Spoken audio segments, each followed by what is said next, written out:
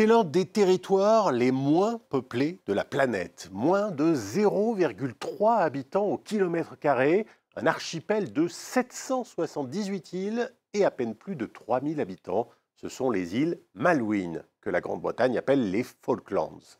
Elles se situent dans l'océan Atlantique, à 400 km des côtes de l'Argentine.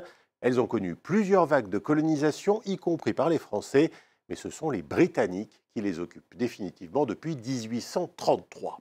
L'archipel est un territoire britannique d'outre-mer, sauf que l'Argentine, toute proche, revendique les îles depuis son indépendance en 1816.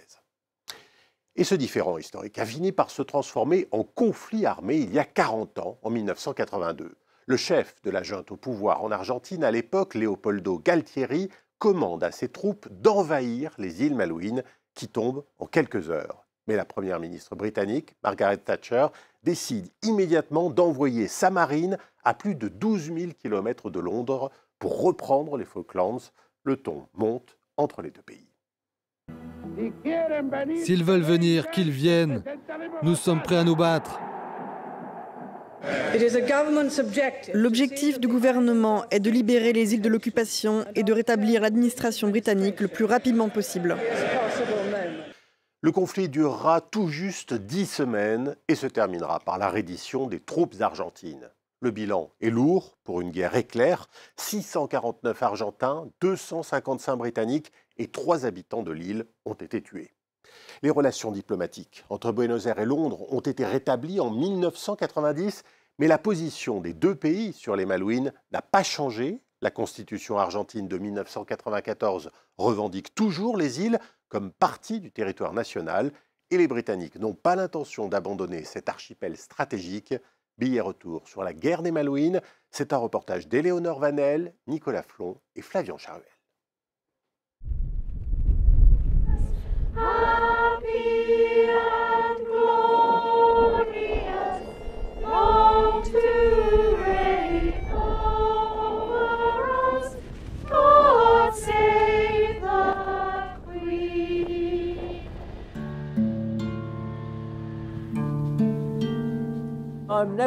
Je n'ai jamais pardonné et je ne le ferai jamais. Je ne serrerai jamais la main d'un Argentin tant qu'ils n'auront pas renoncé aux Falklands.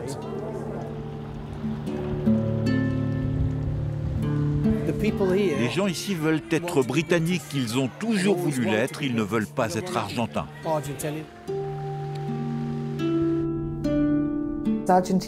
L'Argentine continue de réclamer les îles. Ce qu'essaie de faire le gouvernement argentin, c'est de coloniser les Falklands, contre la volonté de ses habitants, de son peuple.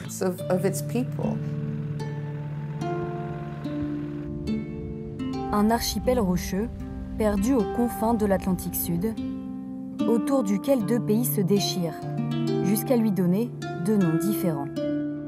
Les Falklands de ce côté de l'océan, les Malvinas de l'autre. En Argentine, on raconte que seuls deux sujets font l'unanimité. Maradona et la revendication des îles. Certains vont même jusqu'à se les faire graver dans la peau. Depuis que je suis petit, j'ai toujours ressenti l'importance des Malouines. J'ai pris la décision de faire ce tatouage parce que j'avais envie de les sentir en moi. Je les ai en moi, elles coulent dans mes veines. 40 années peuvent encore s'écouler et on s'en souviendra toujours.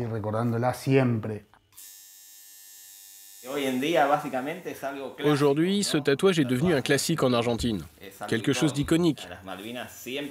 Les Malouines sont toujours là, quelle que soit la génération. Il y a beaucoup de jeunes qui se font tatouer et qui n'étaient même pas nés au moment de la guerre.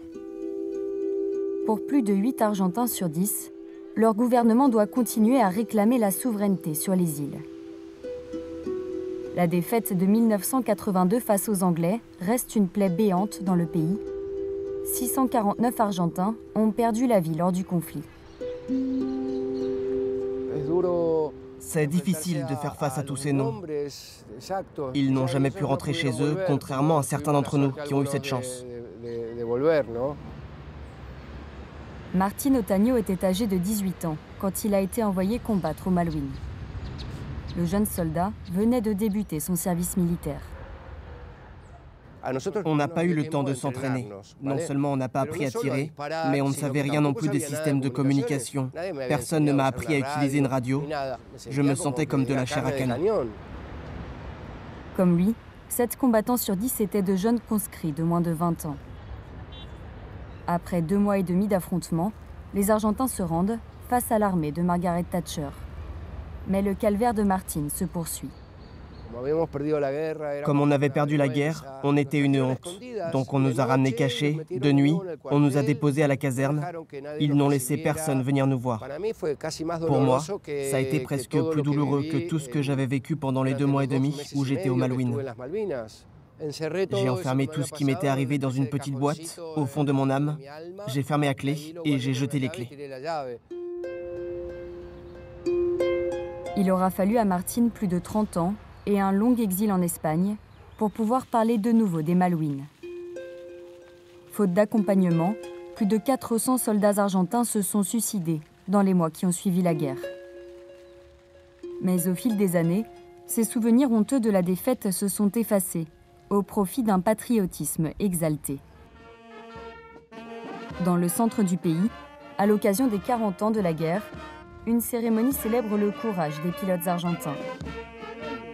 La Fuerza Aérea, en realidad, es una fuerza aérea orgullosa de su estirpe, de su historia, de su gesta. Graciela Cabrera a perdu son mari lors du conflit. Je me sens fière qu'il y ait toujours des gens qui se mobilisent pour que la revendication de notre souveraineté ne tombe pas dans l'oubli.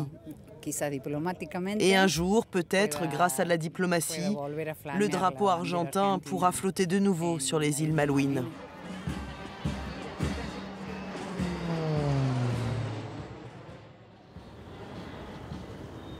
Graciela a conservé ses photos de l'époque, notamment pour sa fille Andrea, qui avait 1 an quand son père est décédé. Là, c'est le jour où il a préparé sa valise pour s'en aller, le 13 avril 1982. On n'allait plus le revoir. Ça a été une année très difficile. Je ne veux plus en parler.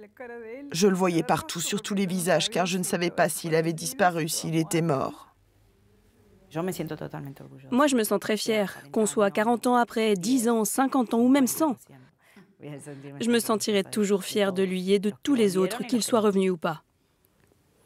Il a fallu du temps pour que les soldats soient reconnus. Ça me rend heureuse parce qu'avant, beaucoup de gens ne savaient rien.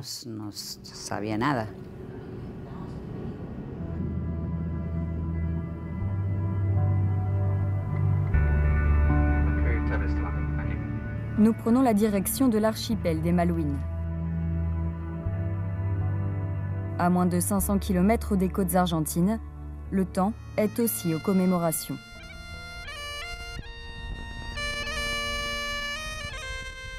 Dans le village de Goose Green, avant l'intervention de l'armée britannique, plus d'une centaine d'habitants avaient été retenus en otage par les Argentins dans ce bâtiment.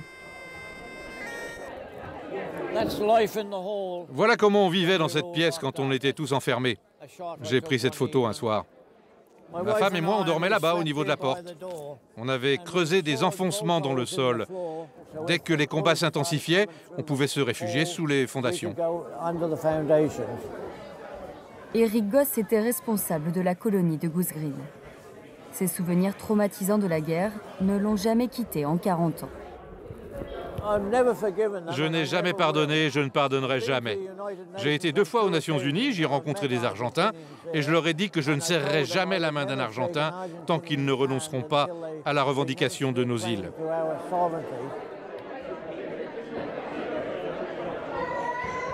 Sur l'archipel, la guerre a marqué les habitants, mais aussi le paysage.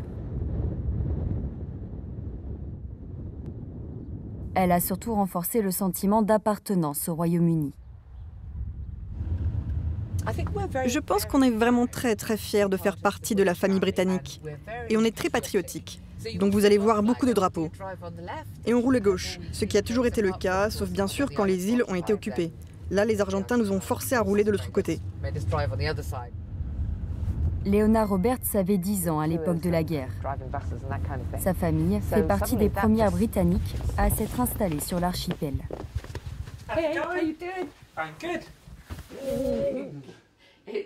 Du côté de ma mère, ma famille est arrivée ici en 1841. Donc il y a 9 générations de notre famille sur l'île. Je suis la 6e. Nick est la 7e. On est une famille très implantée ici. En 2013, un référendum a été organisé sur l'archipel pour demander aux habitants s'ils souhaitaient rester attachés au Royaume-Uni.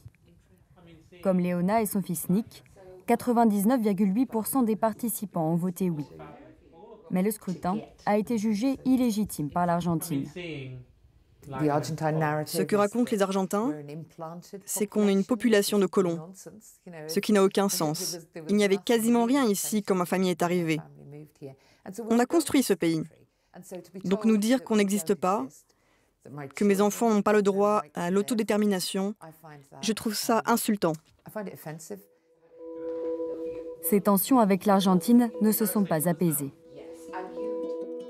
D'autant plus que ces 30 dernières années, l'archipel est devenu un territoire très prospère, avec plus de 440 millions d'euros d'économies. Pour comprendre d'où vient cet argent, il faut se rendre dans la cuisine d'un restaurant.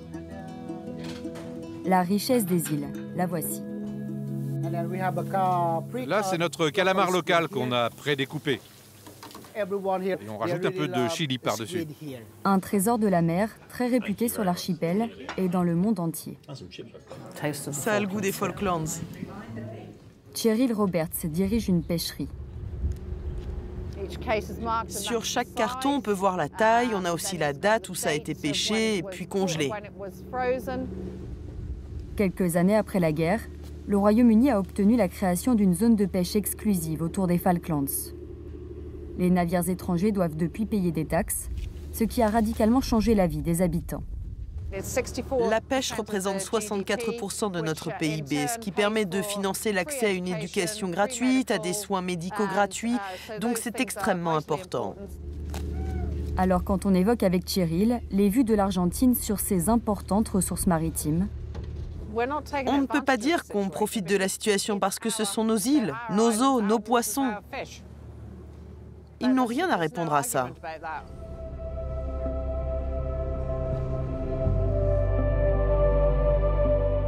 Pourtant, les Argentins ne manquent pas d'arguments. Dans la capitale Buenos Aires, le musée des Malouines expose toutes les raisons selon lesquelles l'archipel serait bien sud-américain. On débute la visite avec ce squelette d'éléphant de mer. On a prouvé que ce sont les mêmes animaux qui se déplacent entre les Malouines et notre continent, ce qui montre que ces territoires font partie du même habitat. Les Malouines font partie de la Patagonie. Chaque jour, environ 1000 élèves découvrent ici les liens entre leur pays et les îles. Ce village argentin s'est formé en 1820. C'était un village où, écoutez-moi bien, on célébrait nos fêtes nationales, on chantait notre hymne, on buvait du maté. Mais dès qu'il y a eu une opportunité, les Anglais en ont profité pour usurper les îles Malouines le 3 janvier 1833. Ils ont expulsé la population. Le plus important, c'est que tous apprennent les arguments pour défendre la souveraineté de l'Argentine sur les îles, qu'ils connaissent les raisons géographiques, historiques, politiques, pour que de tous les points de vue, ils sachent défendre cette cause si importante pour les Argentins. Même si cette jeune génération n'était pas née pendant la guerre, le sujet des Malouines est au cœur de leurs préoccupations. J'espère qu'un jour le Royaume-Uni va reconnaître la souveraineté de l'Argentine. Ce serait super de pouvoir visiter les Malouines comme une province de l'Argentine.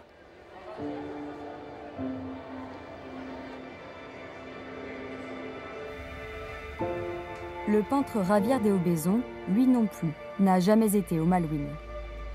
En 1982, le tirage au sort l'a épargné. Il n'a pas eu à faire son service militaire. Mais des amis à moi ont fait la guerre. C'est très fort, car un numéro fait que tu peux aller ou non à la guerre. Un numéro fait que toute ta vie peut être changée.